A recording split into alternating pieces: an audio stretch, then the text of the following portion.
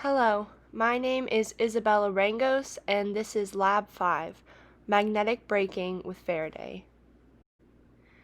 In this lab, we explore the physical implications of Faraday's law by observing the braking effects of the magnetic force on a falling earth magnet through an aluminum tube. Following the physical experiment, we create a computational model that illustrates the falling object, its velocity over time, and calculates the total time inside the tube based off of the computational inputs. In this lab, we use several fundamental physical principles that include Faraday's law and the Biot-Savart law, whose equations are displayed on screen. We also use Newton's second and third law, whose bases are that force equals mass times acceleration, and that each force has an equal and opposite reaction. In conducting my experiment, I measured several observational data points regarding the experimental logistics. These include the length of the aluminum tube, the width of the tube, and the inner radius of the tube. I also measured the mass of the magnet that fell through the aluminum tube and the magnetic dipole of the magnet that fell through the aluminum tube, which was measured and calculated in Lab 3. I completed the experiment of dropping the magnet down the aluminum tube 5 separate times and measured the falling time through the tube for each one.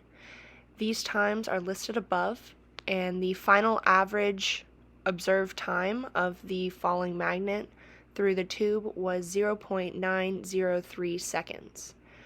The time calculated by the computational model for comparison was 0.828 seconds. In creating my computational model, I began by inputting my observation values from the physical experiment into the provided code. I then edited the above functions to reflect the fundamental physical principles and calculations.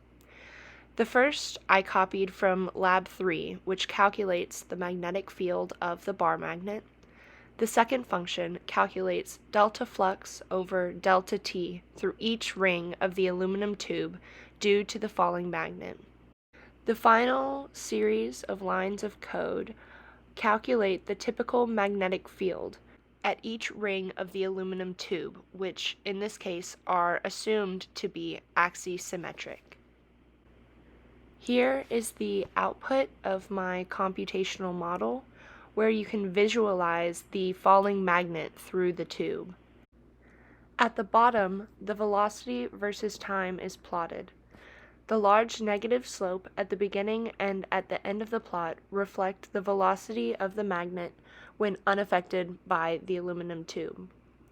The red signifies the clockwise current, while the blue on the falling magnet signifies the counterclockwise current.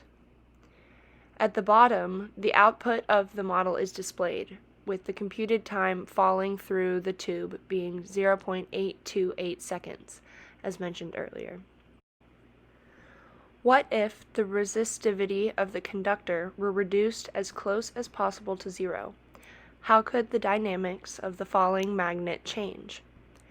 If the resistivity were approximately zero, the observed falling time of the magnet through the aluminum tube would increase significantly, as it would take a longer time to achieve its maximum velocity due to the increased induced current. This relationship is described by Ohm's law. What if the holes or slots were cut into the tube? How would this affect the ring currents in the model? The breaks in the tube would decrease the induced current due to fewer rings in the tube. This would decrease the magnetic force on the magnet, causing the magnet to fall faster. In conclusion, this experiment allowed us to visualize Faraday's law through the creation of observational and computational models. This allowed us to then observe the effects of a changing magnetic flux on the induced current of the falling magnet.